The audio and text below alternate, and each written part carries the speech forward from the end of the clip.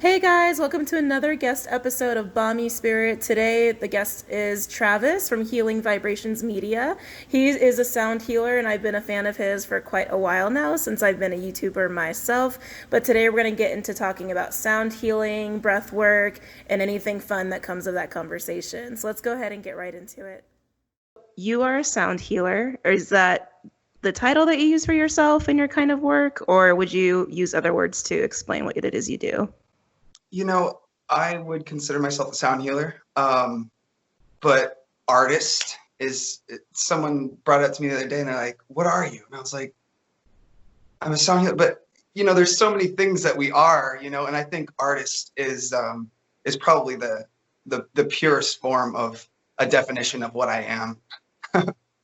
Okay, yeah, and yeah, because I was wondering about that because you do incorporate so much into your work, not just sound, and you also do meditation and you guide people through breath work and you incorporate colors. And so there is a lot going on as far as that goes. Like you're almost like a sound alchemist in a way, or energy alchemist, I guess, in a way. So how did you get into this kind of work? Well, the story goes back pretty far, actually. Um, I think we had a brief little exchange on Instagram where I shared that I had an out of body experience, and this out of body experience was about 7.5, almost 8 years ago. And when I had this experience, I kind of got to see how everything in the universe works and how everything flows together, and it's in a constant state of vibration. And then after that experience, I just really started to look into sound and how it relates to us in our body. And one of the best studies that I saw was from Dr. Masaru Emoto. I believe I'm saying his name correctly. And that's where he shows how words and frequencies can actually change the pattern of water molecules. Mm. And so when I saw that, my first thought was, whoa, like we're made of water. And if water can be programmed by frequency and vibration, then in theory, we should be able to program our own body and the water in our body through other forms of vibration and frequency. So yeah, that led from one thing to another, and then I started learning about cymatics. And cymatics is actually a type of experiment where they have this plate and they pour sand on top of this plate, and then they emit frequencies, like very specific pitches, into the plate, which in turn cause the sand to dance and move into perfect geometrical patterns. So when I think about the geometric patterns, you can also see that those exact same patterns are what form our plants. Like the way that a fern unrolls is the same pattern as a snail shell, or the top of the very tip of your head, where you at the very end people have like little calyx in their head, Yeah. and that's actually due to that spiral that is in everything, and everything comes out as this spiral. So learning about cymatics and learning about how water is programmed, I kind of just started piecing things together, and I just all of a sudden was like, I need to figure out how to incorporate this more into my life. And growing up, I actually have deaf parents, which is funny that I'm a sound therapist, because my parents can't hear it. Right, They can right. feel the vibration, but they can't hear it. And yeah, so my partner at the time actually got me my first crystal bowl. And the first experience that I had with it, it was actually the 432 hertz, which is the note A, which associates with the pineal gland.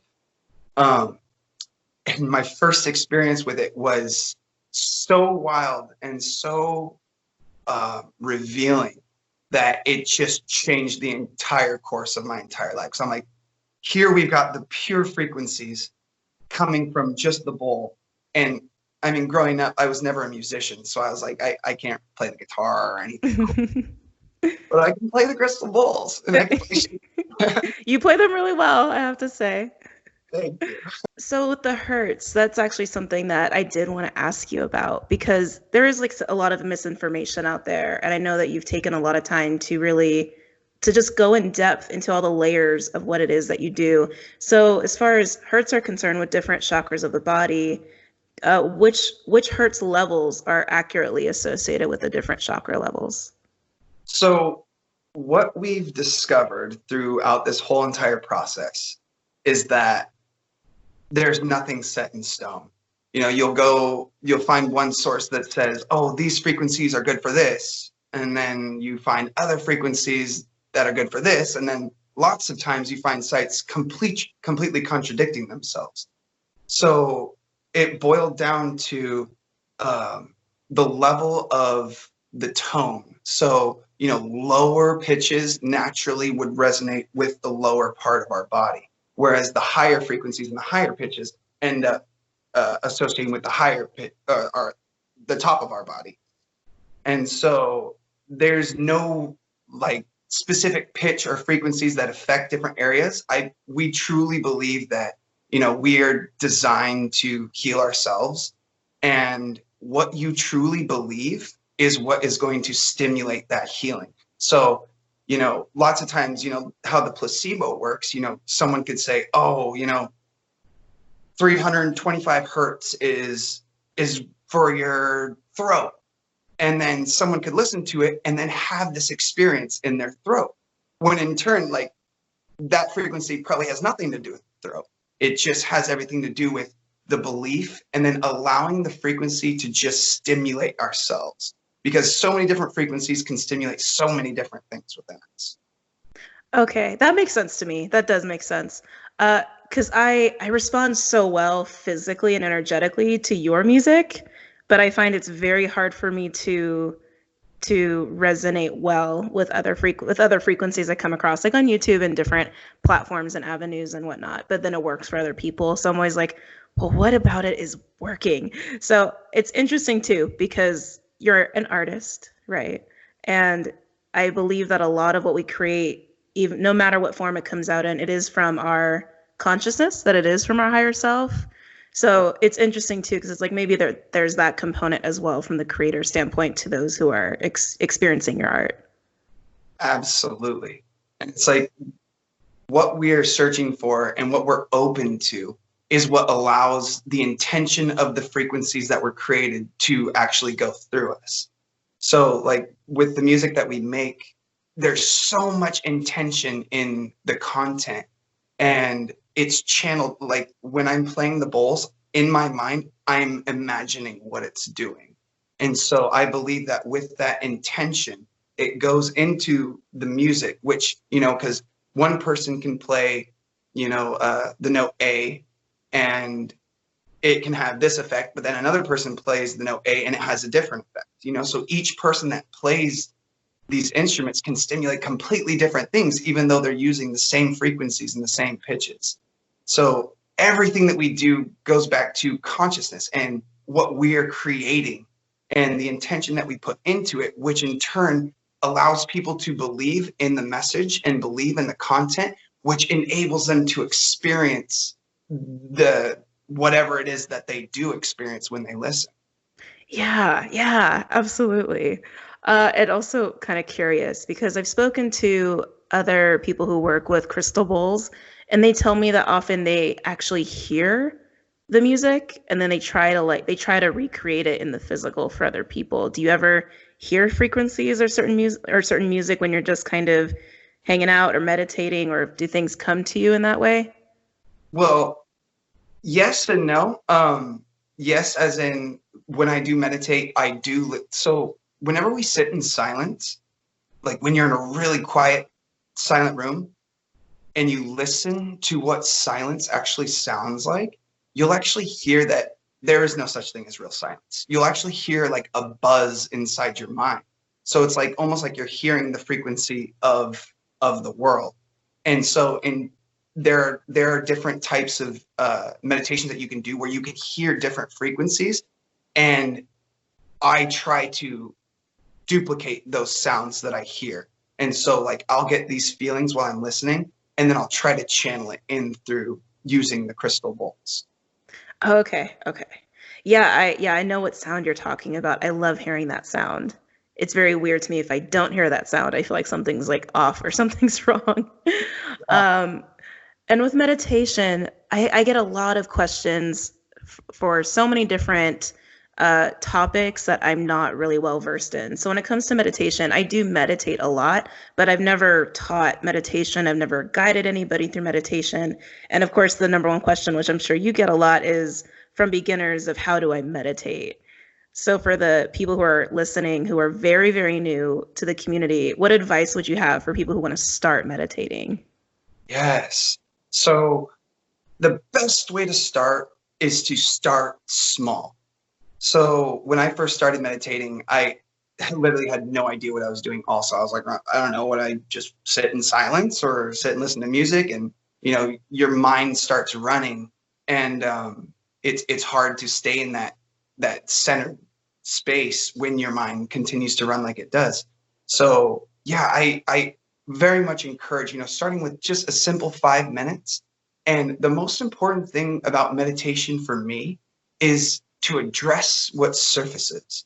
So when you're sitting in that silence, or just with yourself, you know, you'll think of, you know, something that you have to do tomorrow. Like, oh, you got this responsibility. And then right away, you're going to want to like, oh, I can't relax because I have to do this.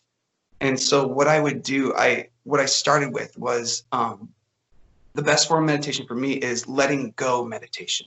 So these thoughts would come, and then I wouldn't just try to suppress the thought. I would say, okay, I see you, thought.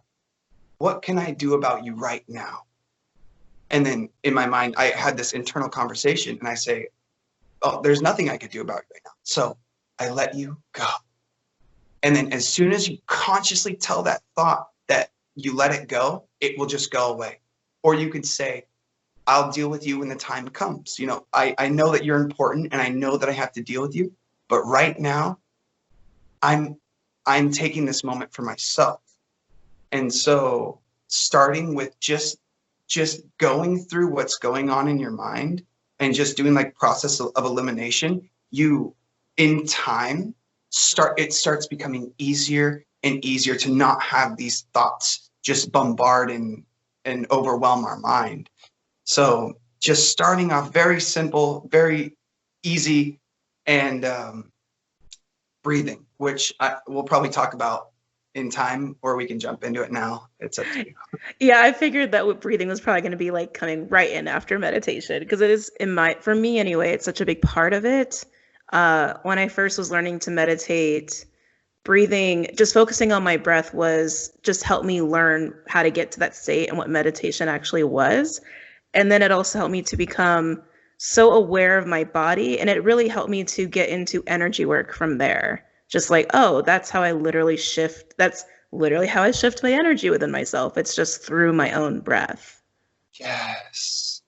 Yes, that's absolutely powerful, because when you're observing your breath and you're watching it and you're focusing on your breath, your thoughts, you're not thinking about what you have to do, or you're not thinking about anything. You're just simply observing and actually taking part in an action. And when you do that, you can actually notice like, oh, like I take a deep breath and I'm feeling like something jabbed me in the back of my back. Like what's that imbalance? And then you start to like feel where you're like holding things in different spots in different areas. And this simply just happens naturally when you just observe your breathing. Yeah. And the power of breath, like I find if I just do breathing work versus meditation to almost like wake up my mind, if that, I'm sure that probably makes a lot of sense to you. When I say that to people sometimes, like to wake up your mind, I'm like, yeah, you know, like you just breathe and there's just oxygen and they're just awake. And they're like, some people don't totally get it when I try to explain it, but there's actually a brilliant science behind it. And I had this epiphany when I was putting together my guided meditations. And what happens is when you're not consciously breathing or you're not taking deep breaths, you allow CO2 to build up. And so when we're not, like, for example, like there's people very special in my life, and I explain to them how important breath is. And they're like, well, I'm, I'm sure I'm fine. Like I've been breathing all these years and I got by just all right, you know? And I'm like, yes, of course you're breathing, but are you breathing? And you know, one of the most easy to associate examples is, you know, like when we're wound up and we're like in this tense moment, and then finally it passes, what's the first thing we do? We go, oh, Yes. and we just let go. And so what's happening when we're not breathing is you're not bringing in fresh oxygen. So your body is actually circulating your CO2, carbon dioxide. And when you have a high volume of CO2, it works as any gas would, as it builds pressure. It could also generate heat. And then we just start to build up like a volcano. And I feel like that's like the perfect example of how stress works. We're like holding, and this CO2 is just circling through our body, increasing the heat and not giving us that fresh air. And in turn, what happens is our brain actually, the functioning of it slows down because it makes us tired. Too much CO2 is associated with fatigue and like brain fog.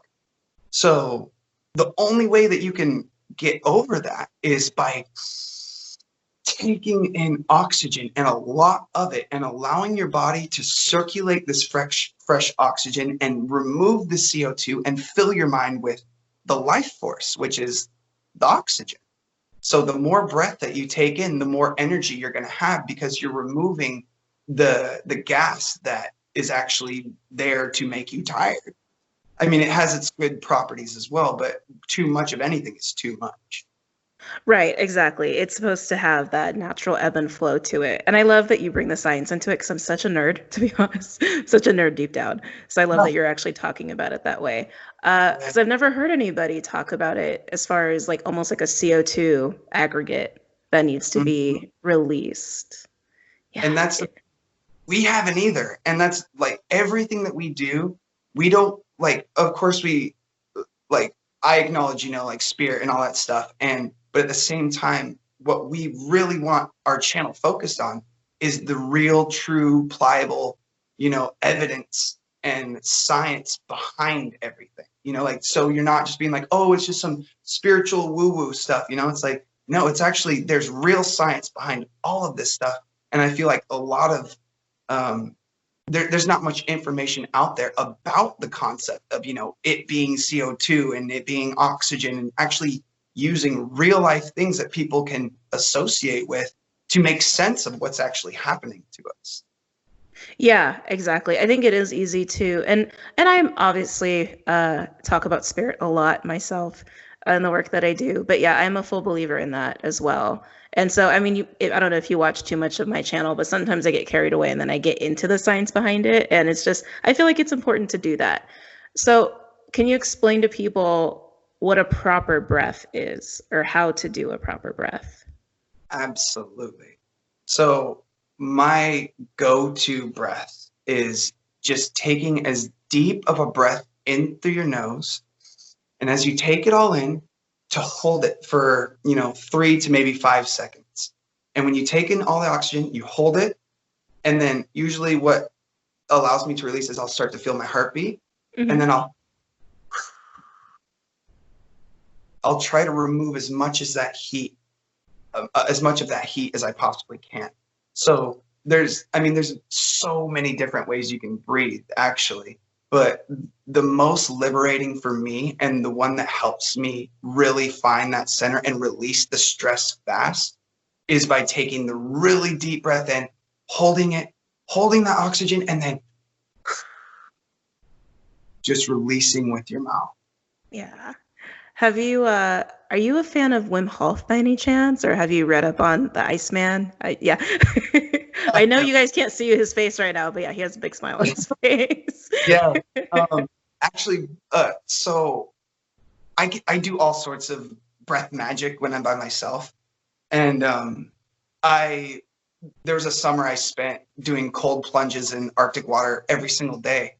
And this was before I learned about Wim Hof. And just by knowing that I can generate so much heat inside my body, there's actually incredible studies done on Shaolin monks who, you know, they go to the very top of mountains in the ice cold, you know, with snow all over the place, and they sit and they meditate, and they are able to generate so much heat through their breath that they will take an ice cold wet towel and put it on their body, and this wet towel will actually become hot.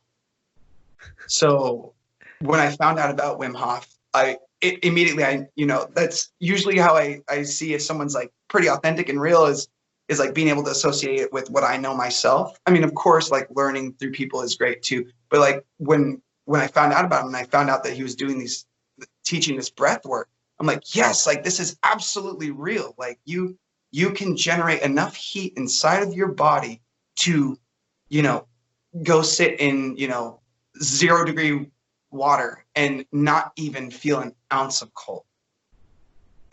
So out of curiosity, is there a reason you stopped doing the ice plunges, or it just... Well, not really. So like the way I do everything in life is that I feel like everything comes in waves. I like all of a sudden, like one season, I'll be all about this thing. And then, you know, fall comes around and all of a sudden I'm not so much into that anymore. And now I'm like, my awareness and my focus takes me to another type of learning practice. And so I never really stick with one thing consecutively. I integrate everything as I go.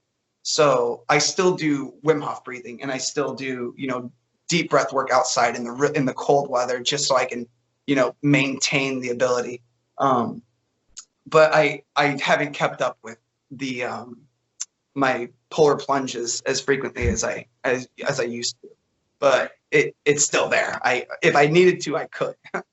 And you're in the Northwest. You're in Washington, right? I am. Oh, I'm so envious. Yeah, that's like we have such beautiful land. Like everything here is so beautiful, but the water is freezing cold. It's like you can't. I mean, you can swim in our beaches, but you better have some breath work prepared for yourself, because or a wetsuit or something of that nature. Yeah, I live in Sedona and I love it here. I absolutely love it here, but it is I'm a polar bear, so it's quite hot for me, and I'm like I can't wait to get back up to Washington when I can. And you know, this year's been interesting, exciting, and you know, depending on perspective anyway, I suppose. And in 2020, you know, a lot of people's work it's changed a lot, right? We've had to adjust or expand, and especially for the kind of work that we do in the community, we've had to incorporate a lot or adapt a lot. How has your work changed in the midst of 2020? Yes. Oh my goodness, what a year. Oh my gosh. It just hit after hit, right? Yeah. Our work changed by actually when the virus happened, and everybody was quarantined. We actually had like a really big boost because people were coming to our channel to cope with their new reality, or their reality that they're temporarily experiencing. And so, I mean, we always made our music with intent, but a lot of the time, I would just, like in our earlier videos, I would just get right in and freestyle. I would just open up my connection and I would just allow the music to flow through me. Mm-hmm. But with this, you know, with so many more people coming to our channel and so many people seeking, you know, an escape and healing, we just really wanted to fine tune our content. So, I mean, with Drew, my partner, my business partner, he's the brains of the operation. He's just brilliant at what he does. But we just really wanted to make things with, you know, more intention. And that's when I started writing my music. So now I write music with very specific intention based on the emotions that our viewers are experiencing. So like we'll go through, I mean, we answer all of our comments. That's like one of our favorite things to do, is like go through the comments, just for everybody. Let's be like, oh, I'm so happy you feel good. So we would take in what people would experience, and then we'd be like, okay, so a lot of people are going through stress right now. So I'm going to write something that has that's for stress specifically. And so it just really helped us fine tune our business and create a bigger vision of our expansion and, you know, the next stages, that next steps that we take. Yeah. Yeah, I've noticed that in your videos that they have become a little bit more niche, which has been nice. I've been really enjoying that personally. And I know that people like, you know, with my own community and my own platform, my subs, I send them over there sometimes when I notice it's like there's waves of certain emotions, like you said, that I've just noticed, and it's like, oh, just go watch this for your solar. Just go de-stress for that. Yeah, with 2020, you know, like I said, I moved out to Sedona, and I was living in Los Angeles prior to this. And so being out here, it's been nice to kind of expand my energy. And so I've been getting so many downloads about what I need to do for my business moving forward, which is really exciting, actually. I've been debating if I should even like say it out loud yet, because I'm like, no, it's baby stages, so maybe not quite yet. But I am hoping to kind of bring more energy workers and sound healers like together to just kind of do massive work together for people and collective, and like have sessions like that. So yeah, I'm hoping we can see more of that. I feel like that's coming. I don't know if you feel that same way. 100%.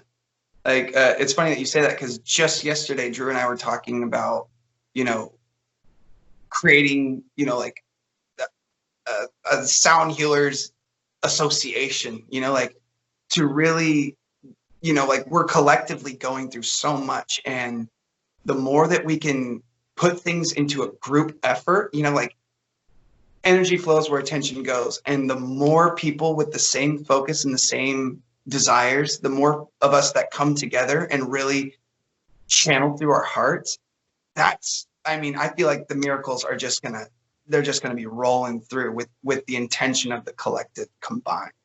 I'm all about that.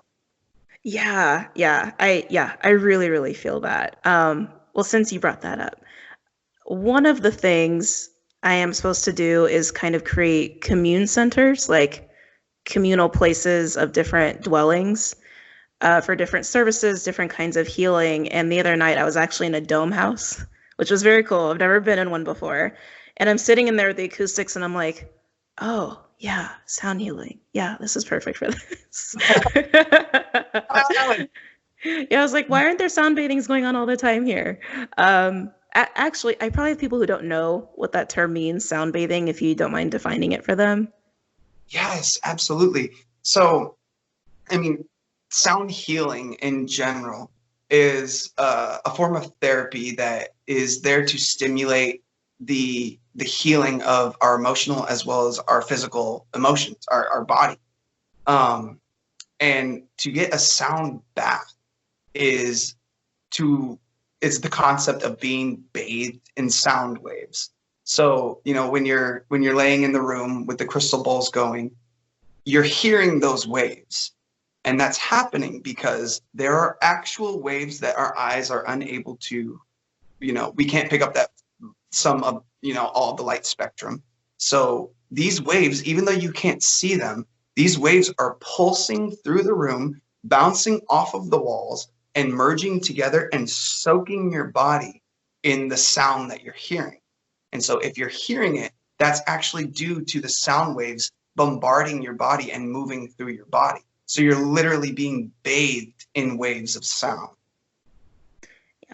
Yeah, sound bathing is amazing. I try to do that like in my bathroom, because it just, you know, bathrooms have such great acoustics, right? To do that kind of bouncing off the wall sort of thing. And I know that you also have done a lot of public gathering sort of, you know, sessions and whatnot. Are you still allowed to do that right now? Or has that kind of been, oh no, yeah. Unfortunately, so this was our year. Like we had so many festivals planned, and we were invited to a bunch of them, and we're like, oh my gosh, this is where we can finally really get out and connect with the community on, a personal level, and just be one-on-one with people and just interact and spread our music, and, just be a part of these communities. And one by one, we were seeing, this event is canceled and this event, and we're like, no. We were so excited to do things in person. We did, we're the preferred sound bath company of the Four Seasons in downtown Seattle. So lots of the sound baths that we did were actually through them and at that property. And, but actually, most sound therapists are usually in like a space, like a yoga studio or something. And our main channeling of our music is through the YouTube platform. So, hopefully next year it gets a little better, so we can actually go out and be there one-on-one with people and give people the live in-person sound baths. Because, there's sound baths are fantastic through the phone and through the computer, but there's nothing like a real live sound bath from a practitioner there in the moment. Yeah, absolutely. And if it doesn't, hopefully I can get some domes up. Yeah. Just set something up like that. We'll be there. Yeah, I was trying so hard to capture what it was like to be in that dome, and it's like you can't capture it on a camera. It's just too hard. We would be laying on the floor, and like depending on what specific point you were standing in the dome, even if someone was 20 feet across the room, it was like they were whispering in your ear, like right next to you. Yeah, the acoustics were amazing in there. I can't get over it. Wow. Yeah, hopefully we can pull that off, because that would be really nice. Those domes, but have yet to experience myself. But yeah, continue saying. Well, if you come to Sedona, there is a home you can rent, Airbnb you can rent to go and check one out for sure. Good to know. So for sound healing, for those who do want to get into it, because that's the other thing. I've gotten a lot of questions from people who want to get into what it is that you do, but don't know how to start, or don't know if it's like, if there's some sort of certification process, or like where they should buy their bowls, things like that. What advice do you have for people who want to get into this? Yes, absolutely. So it's actually expanding at an incredible rate. So more and more people are starting to become in tune with sound healing. And the thing about sound healing is that it doesn't have to be just crystal singing bowls. Like everything produces sound, and everything can heal us through that sound. So, finding an instrument that you're feeling really called to learn, or something that you're feeling drawn to, absolutely start with that. It doesn't have to be crystal bowls, but if it is crystal bowls, to just get your first one and just see how you feel when you have it. So like the first time I experienced the singing bowls, inside me I was like, this is it. Like this is what I want to get. Like this is what I want to do.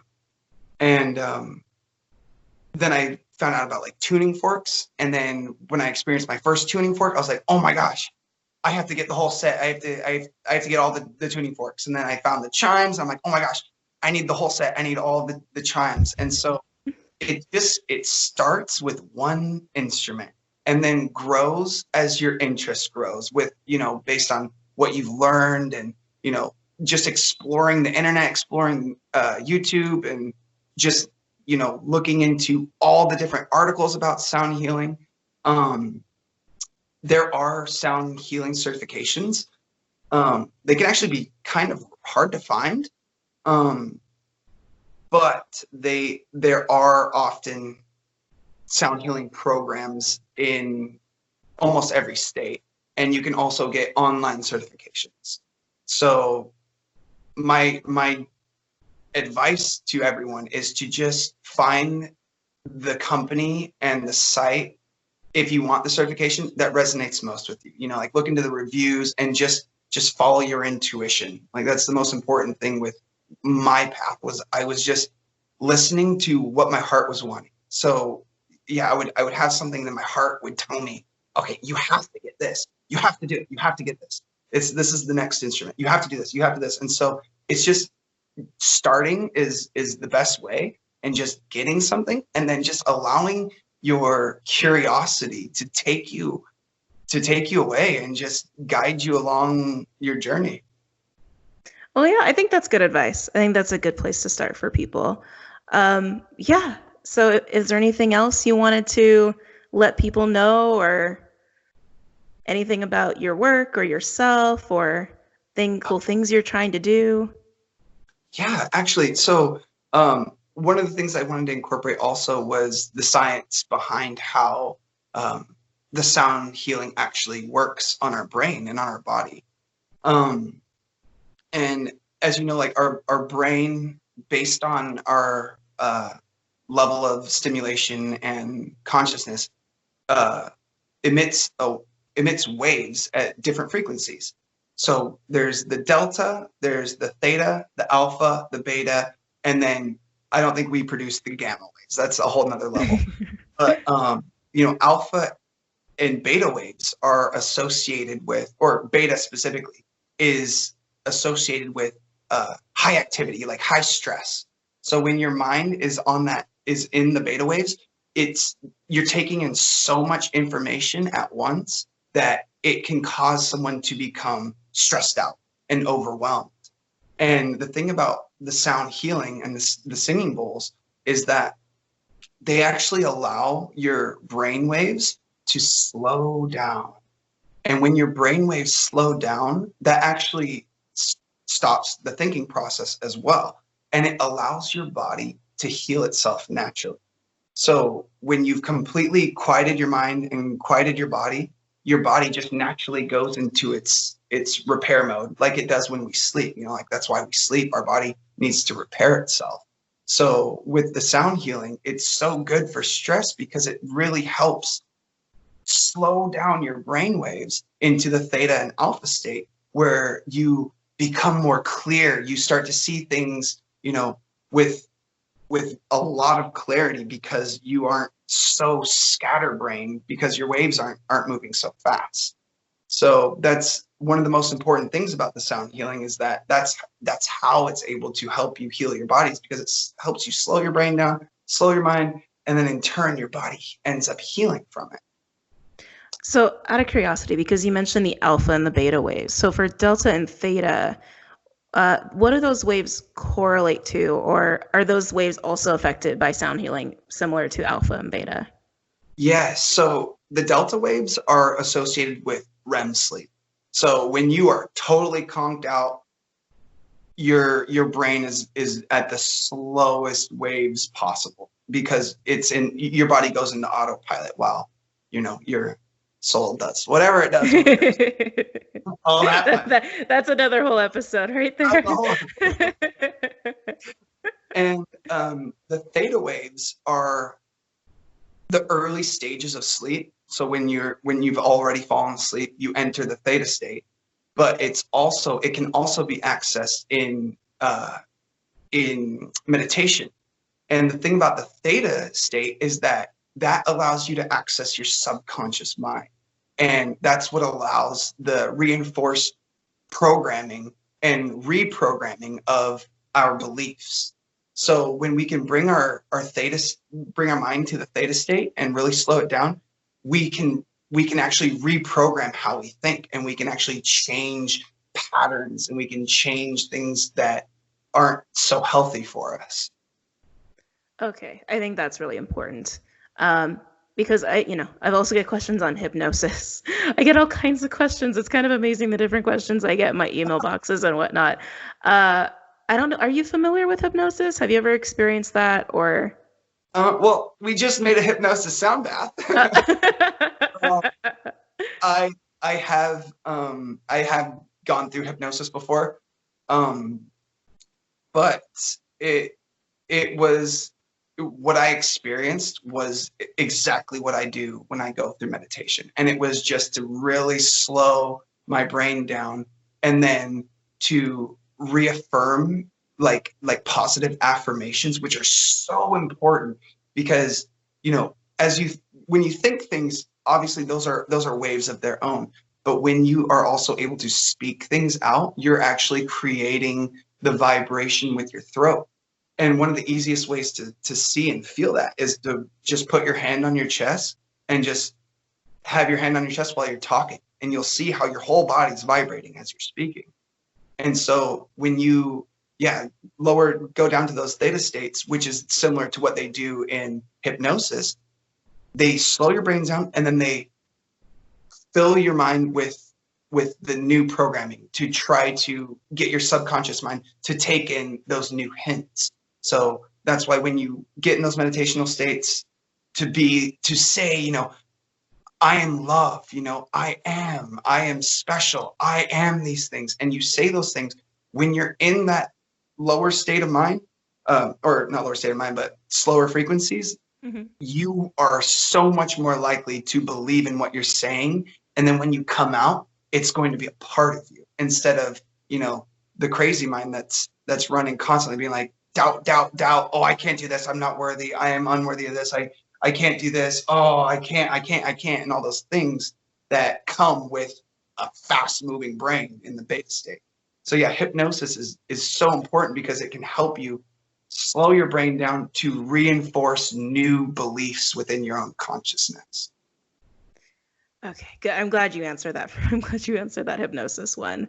Yeah, the positive affirmations, those are so important. That was one of the last episodes I did, was just talking about the power of words and like needing to be cautious in what words we use, and even like thoughts and how powerful those can be. But I feel like when you speak it versus just thinking it, it's almost more powerful because you're giving it life, like you're bringing it into your physical reality, and like how that also relates to manifestation. But yeah, quieting the ego monkey reptile brain is I know that's really challenging for people, but I feel like we always have to check ourselves, no matter how evolved we are, or how much we've learned and where we are in our journeys, even the most enlightened, I think, battle with that, on a regular basis. Absolutely. It's part of being human. Nobody gets through this world unscathed. And, it doesn't matter who you are. We all go through ups and downs because that's how you grow. It's like you have to experience, those dark, crazy thoughts in order to understand them and to get an idea of them. So then you can change the pattern of them and then help others to do the same. Yeah, absolutely. And, sometimes I feel, when we do this kind of work that's very public, right? So, and by the way, I don't know if I said congratulations about your 100,000. I'm pretty sure I did, but I can't remember. I don't remember what timeline we're on. I don't know. But yeah, you have a very strong subscriber base, like in numbers. And when we are public, I find sometimes people can put us a little bit on a pedestal, or kind of put us in that position of, I don't like the word guru. That's that's a thing for me. I don't like that word in particular, because we're just people, like we're just kind of doing what we're supposed to do, and just trying to do it the best that we can. But yeah, I just think that's something that I'm always having to remind my viewers about, that no, I've got my own stuff too. Just yeah. That's so important, because, like all those like self-titles that people give themselves and stuff. It's like, don't call me master, don't call me guru, don't call me, whatever you want to do. I'm just Travis. I'm just a human, just like everybody else. And we have ups and downs, and, bad things happen to everybody and great things happen to everybody. It's just, experience is key to understanding, and experience is key to, grow. So it's like, you have to, you can't just have a life where you're just in bliss and happy all the time. I guess you could, but then that would just be like, oh, well, where's the challenge today? Need the challenges of life. That's why we brought them. Yeah, it's like, where's the growth, right? Yeah, where's the evolution? Yeah, absolutely. I'm a Scorpio, so like death and rebirth is just like, I just live and breathe that. Yes. Oh, are you a Scorpio too? I'm a Sagittarius. Oh, okay. Oh, a neighbor. I am a man of extremes, let me tell you. I'm curious. You said you're a man of extremes. What do you mean? Like, my emotions can be quite polar. It's not very often, of course, but like for example, like I I love to meditate and I love to make music and I love to be in a Zen state. But also if I'm feeling, some days you just wake up not happy. I'm like, what I try to think about like what I did the day before, like what did I eat? Like what caused, because I went to bed feeling fantastic and I woke up not. And then it's just like sometimes you're just in these emotions. And I I do believe in meditation, but I also deeply believe in having a practice that we can channel our energy into. So like I have a punching bag. So I like to do fighting, and it's like it's not like I'm a fighter, like I'm gonna beat people up, but it's a way that I can channel my expressive energy to, like really allow it to filter out in the way that feels right within myself. Like I also exercise and all that stuff, but um, I I am a man of peace, and I am a man of uh, chaos. Well, I was gonna say fighting is very meditative. I consider fighting meditative because there is technique to it. There is balance to it. There is proper movement and flow to it. So I can see that. I can find that understandable. Absolutely right. Yeah, like incorporating like qigong, because I know qigong and tai chi, and so like incorporating those into like the movements of expression, like really allowing myself to use my explosive energy in something that is productive for me. So then afterwards, I'm like, oh, okay, I got that out, and then I go and I can make my music or do whatever it is I need to. It's like a reset for me. Yeah. Yeah, and it is very saggy, actually, if I think about it. But yeah, I can see that. Well, thank you again so much for coming on here and doing this episode with me. This was really fun. Where can people find you and your music? Yes, thank you so much. Thank you so much for inviting me and inviting Healing Vibrations. You mean a lot to us, by the way. Like you're the Oh, first big YouTuber that, acknowledged our existence and was like, hey, these guys are cool. Like, oh, come on, community. Like, we're here for you guys too. Like, let's build each other up. Anyways, you were the first one to do that. So you have sealed your spot with us forever.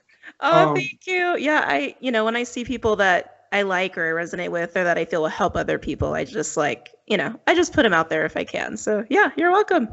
Thank you. And that actually inspired us to do the same thing. So now we want to start, like there's other channels that we like that are very small right now. So we're like, we want to help build these people up too, because, pay it forward. Like we're all in this together. It's like another sound bath company doesn't mean competition for me. It means more people are going to be exposed to sound healing, which is the ultimate goal. It's like the ultimate goal is for us to heal the world together. It's like I can't do this alone. Like we can't do anything alone. Like we have to lift each other up and build each other up and encourage each other and promote each other and just give each other love.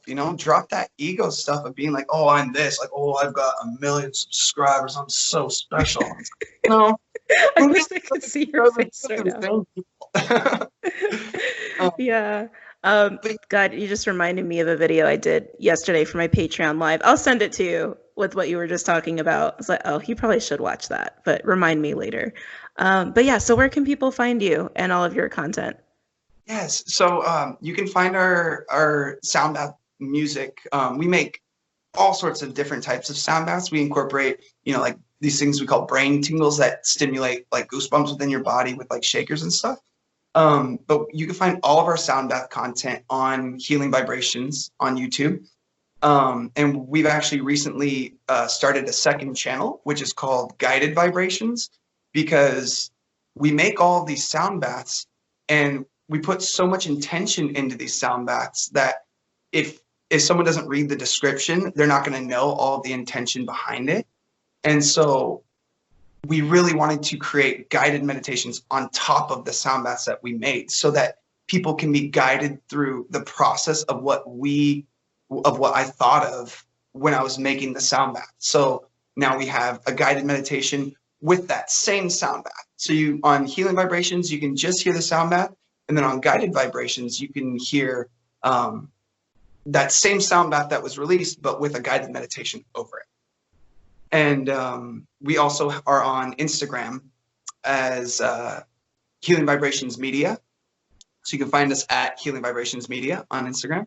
And we also have a Patreon, which is Healing Vibrations. And you can find us on those platforms. We're on Spotify. We're really trying to expand everywhere. So you're finding Healing Vibrations on almost every platform, which is really Okay, awesome. And I'll also put a couple of those like in the description too, just to make it easy. I did notice that when I went to your about page, I was like, oh wow, there's like 8, 9 different links to your stuff. So yeah. Okay, perfect. Well, thank you again. And yeah, I hope to talk to you soon. Maybe we'll do an episode later on in the future on different cool things going on. But yeah, thank you. That sounds wonderful. You know where to find us, and we'd be happy to come by again anytime you want. So thank you so much for the opportunity. Thank you for exposing us to your beautiful community, and we love you. I love you guys too, and you're more than welcome. Thank you.